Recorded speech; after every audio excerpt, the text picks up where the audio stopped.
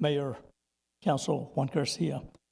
First off, I'd like to thank Councilor Graham and Flores for their service to our community, and I wish them the best in their whatever comes next.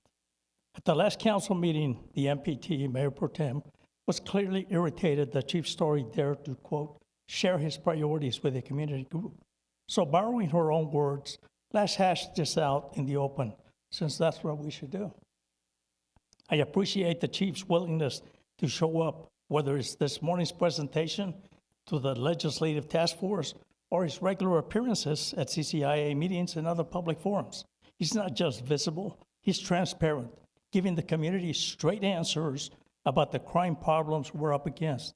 Now it's up to the legislators who have failed in the past to actually respond.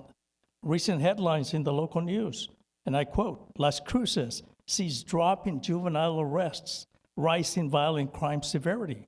However, he, DA Macias, noted that the legal process is more complex due to the offender's ages, requiring a judge's determination that are not amenable to juvenile treatment. Does this really make sense?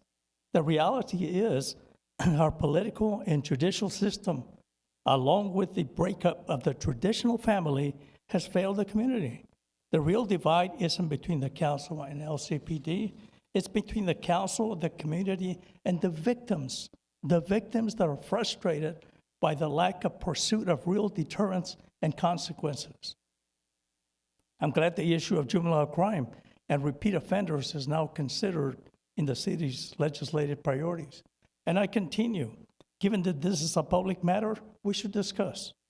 Albuquerque Journal editorial takes issue with trial lawyers lobbying group. Quote from yesterday's editorial in the Albuquerque Journal. The ABJ editorial raises concerns about a trial lawyers lobbying organization. To clarify, there aren't any allegations of wrongdoing.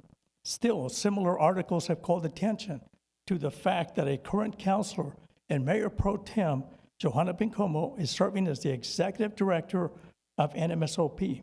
The piece states, and I quote, this being the group which is funded primarily by plaintiff attorneys, speaks forcefully against reforming the state's medical malpractice laws.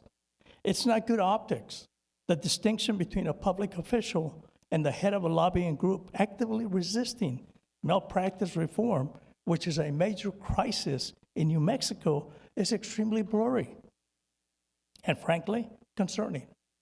The Mayor Pro Tem should consider resigning from her position as a counselor.